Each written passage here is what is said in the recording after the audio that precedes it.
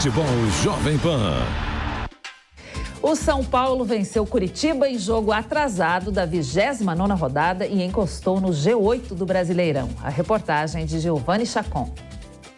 E no jogo isolado da 29ª rodada, um jogo atrasado, o São Paulo aqui no estádio do Morumbi, para pouco menos de 15 mil torcedores presentes, venceu. E venceu bem, 3-1 no placar. Domínio total da partida. 2 gols de Caleri, 1 gol de Luciano. Não conseguiu evitar o gol sofrido, bem no final da partida. E depois da bola rolar, o técnico Rogério Ceni falou sobre a partida, falou sobre o histórico do São Paulo de não deixar o adversário crescer, até mesmo nos jogos fora de casa, mas principalmente no Morumbi. Se você pegar todos os jogos aqui no Morumbi, em todos o São Paulo jogou dessa maneira. Talvez com exceção, por exemplo, o Corinthians, que jogou um time muito... Exceto os jogos que jogou com um time muito alternativo. E olha que hoje era um jogo com um time bem mexido, especialmente na parte defensiva. Ninguém aposta para o São Paulo, para esse jogo. Mas ninguém também entrega o São Paulo em jogos grandes, como foi, por exemplo, contra o Palmeiras. Ninguém dá o São Paulo como vencido. A equipe do São Paulo volta a campo nesse próximo domingo e com desfalques. O principal, Luciano. Autor de um dos gols, tomou o 3º amarelo, está fora. E agora Rogério Ceni vai quebrar a cabeça para encontrar o seu substituto, o par de ataque com o Jonathan Caleri, que é o artilheiro do São Paulo nessa temporada. Já no meio-campo, Nestor continua sendo uma opção, ainda mais com mais uma assistência que deu hoje aqui no estádio do Morumbi. E o tricolor buscando mais vitórias, até porque é essencial somar o máximo de pontos nesses 18 restantes para chegar na pré-Libertadores 2023. Bom, nós recebemos aqui o narrador José Manuel de Barros. Bom dia, Zé. Sexta-feira aí chegando, bom fim de semana, sexta-feira já está aqui, né? E o torcedor do São Paulo, Zé, aí pode manter essa esperança? Sem dúvida, né? Ele tem uma sequência de mais 2 jogos que ele tem obrigação de ganhar. A gente falava isso antes dessa partida contra o Curitiba, que era um jogo atrasado, que ele precisava vencer. O Curitiba é um dos piores visitantes do Campeonato Brasileiro. O São Paulo cumpriu a obrigação dele, venceu por 3-1, com Luciano e Caleri no ataque fazendo a parte deles, Caleri com 2 gols, o Luciano fazendo 1 gol. Agora ele precisa confirmar no domingo em Caxias do Sul contra o Juventude e depois quando vai receber o Atlético Goianiense. E partir para as últimas rodadas na disputa por uma vaga para a pré-Libertadores com Botafogo, com Fortaleza, com América, o Atlético Mineiro. São Paulo vai ter um confronto direto contra o Atlético Mineiro. Enfim, há concorrentes fortes por essa vaga, a oitava vaga para a Copa Libertadores da América, pelo menos, quem sabe a 7ª. Mas o São Paulo, eu acredito que esteja na briga, sim. Não acho que tenha vantagem em relação aos concorrentes. Vai depender muito do desempenho do tricolor. E no final de semana, Zé, tem rodada completa, né? Tem 2 clássicos regionais. O que a gente pode esperar aí de Santos e Corinthians e Fluminense e Botafogo? Bom, também nesse aspecto de briga por vaga na Libertadores da América. O Corinthians está muito próximo de confirmar a sua vaga para a fase de grupos da Libertadores, mas claro que o torcedor quer ver uma reação depois, mesmo o torcedor saindo triste, mas não revoltado com o time, com a derrota nos pênaltis para o Flamengo, mas o torcedor quer sempre reabilitação do jogo seguinte. Então, no jogo desse sábado na Vila Belmiro, vai lembrar do jogo da Copa do Brasil. O Santos venceu por 1-0, mas aí invadiram o campo, quase agrediram o Cássio, ou agrediram o Cássio. A punição ainda não apareceu para o Santos, será na Copa do Brasil do ano que vem, ou seja, foi muito branda toda a situação. O Corinthians vai com esse pensamento ainda, tentando ganhar o jogo lá, mas desgastado pelo jogo da última quarta-feira. O Santos está nessa briga com o São Paulo, Botafogo, Fortaleza, América, enfim, por pré-Libertadores da América.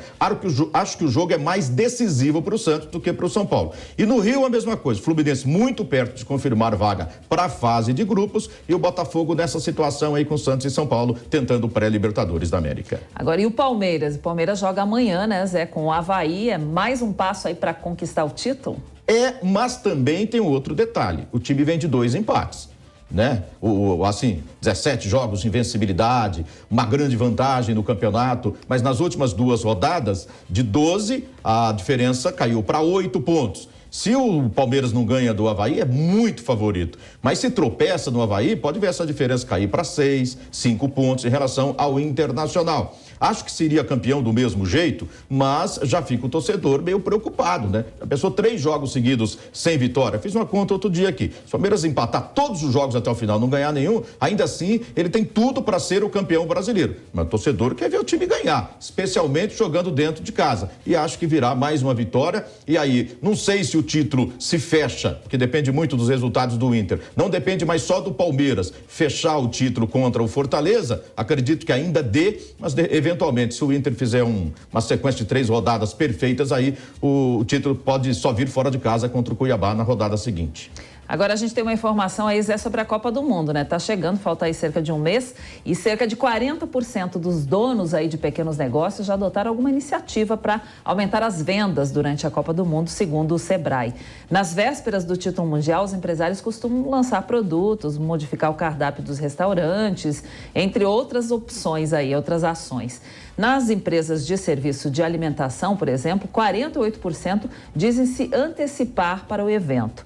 Em seguida aparecem indústria alimentícia, comércio varejista e moda, todas com 43%. Esse é um bom momento, né? Uma expectativa para quem trabalha no comércio, né, Zé? Eu não sei se você já começou, mas eu já vi muita gente correndo atrás de bandeira do Brasil, faixas verde e amarelas, já estocando ali a comida, a bebida, né, a cerveja, enfim. Muita gente prefere juntar todo mundo ali no condomínio e ver todos os jogos juntos. Outros a família, junta a família. Há aquelas pessoas que saem de casa e vão a restaurantes, a bares, que o cara gosta de torcer junto, né? Junta uma galera para torcer, né? E movimenta muito a economia mesmo, né? Na compra desses utensílios aí, tem gente que pinta a rua, né? Que não, bandeirinha verde e amarela, assim, nas ruas. É uma grande festa popular, Copa do Mundo. É espetacular e o comércio, como todo ano, se prepara mesmo e, sem dúvida alguma, o evento traz bons dividendos. Agora as vendas devem aumentar, Zé. E a expectativa em relação ao time? O que a gente pode esperar dentro de campo? Bom, hoje é o prazo final para que a seleção brasileira apresente à FIFA uma relação de até 55 nomes, de 35 a 55. E a convocação mesma, aí para valer dos 26 nomes que vão à Copa do Mundo, essa convocação será feita no dia 5.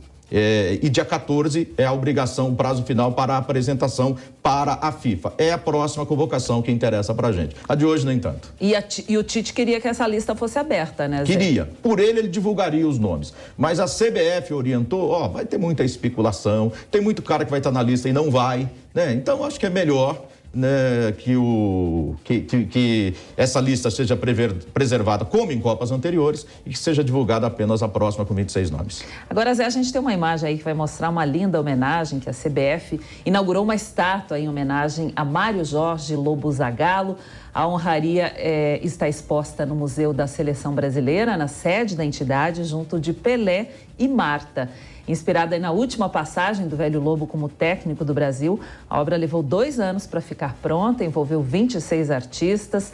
A gente lembra que Zagallo é o único a conquistar 4 Copas do Mundo, primeiro como jogador em 58 e 62, depois como técnico em 70 e coordenador em 94.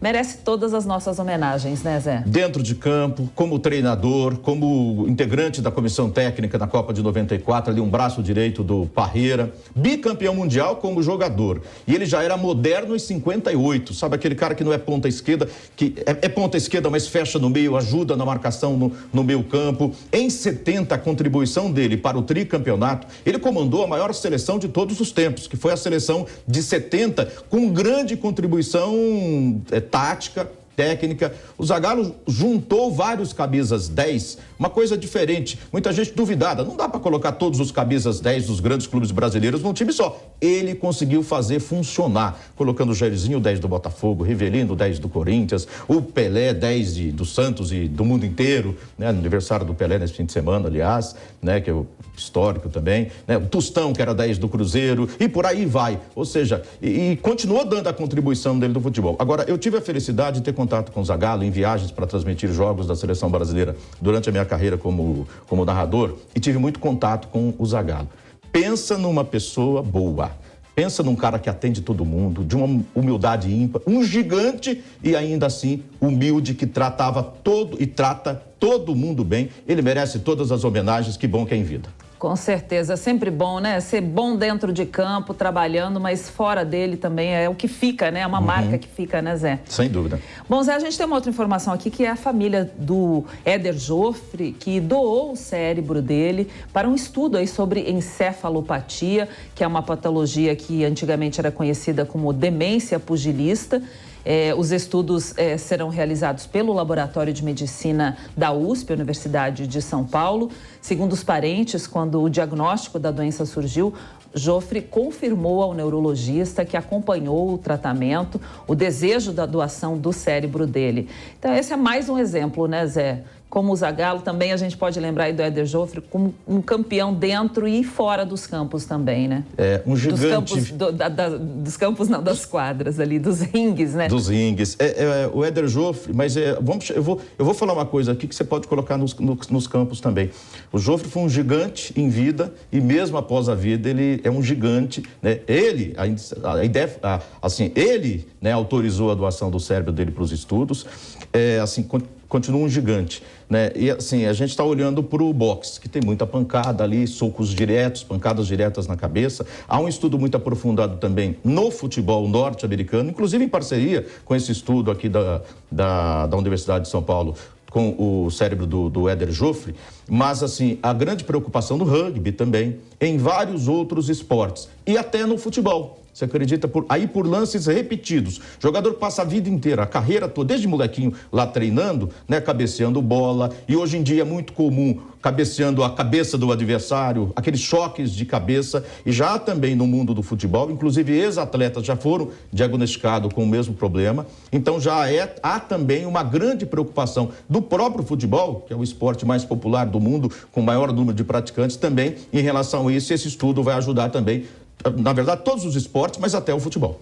Zé, a gente vai trazer também esse assunto aí que você está comentando agora na semana que vem, porque adolescentes aí até 15 anos parece que estão proibidos, né, de cabecear a bola por causa disso. A FIFA, a preocupação chegou no futebol. Eu já sei de pessoas conhecidas que até estão criando uma espécie de proteção para a cabeça, para jogador profissional mesmo e de base. E a FIFA, com essa preocupação, está criando regras para que os garotinhos que começam lá no dente de leite, lá a treinar futebol, para que eles não possam cabecear, para que criem regra. As crianças não podem cabecear. Nesse sentido, nessa linha também com essa preocupação.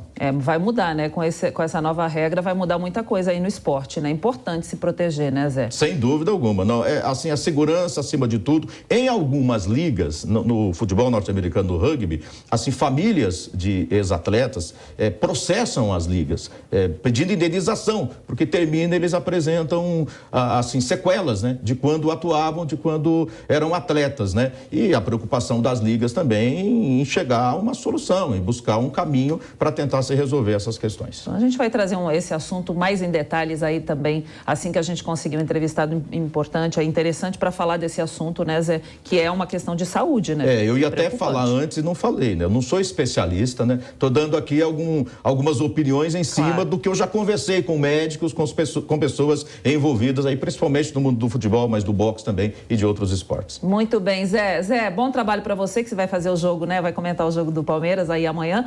Bom trabalho, bom fim de semana para você. Até semana que vem. Amanhã tem Santos e Corinthians, o Fausto vai transmitir, o Fausto Favara. Depois eu vou transmitir esse jogo entre Palmeiras e Avaí. E domingo tem Juventude e São Paulo na PAN. Muito bem, obrigada, Zé.